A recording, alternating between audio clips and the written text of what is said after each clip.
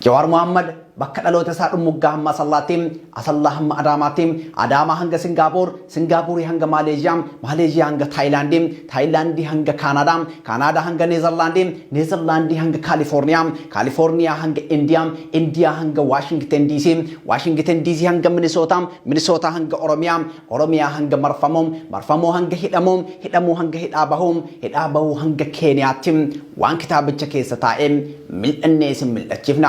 Xiinxallaan siyaasaa Jawar Muhammad seenaa isaa fi imala qabsoo karaa nagaa keessatti taasisee kitaaba mata dureen isaa hin gaabbu jedhuun barreessee maxxansiiseetii jira. Kitaabicha qulqullina olaanaan kan barreeffamee fi seenaa imala qabsoo keessatti seenaawwan turan kan tarreessudha. Kun dhaloota dhufuun ciminaa fi hanqinnoota jiru hubachiisuuf kan qophaa'edha. Kitaabichi boqonnaawwan 11 fi mata dureewwan dinqisiisoo fi qalbii namaa qiqqirsan hedduu of keessatti qabateetii jira. Qophii kanaan mata dureewwan jajjaboon kitaabicha keessatti dhiyaatan filachuun isin mil'achiifna. Jawar Siraaj Muhammad kitaaba isaa hin gaabbu jedhu keessatti bakka dhaloota isaa dhumuggaa hanga Asallaattii, Adaamaa hanga Singaapoor, Maaleeziyaa hamma Taayilaandii, Indiyaa hanga Kaanadaa, Neezerlaandii hamma Ingiliz, Kaalifoorniyaa hanga Waashingten DC, Minisootaa hanga Oromiyaa taateewwan uumaman barreesseetii jira.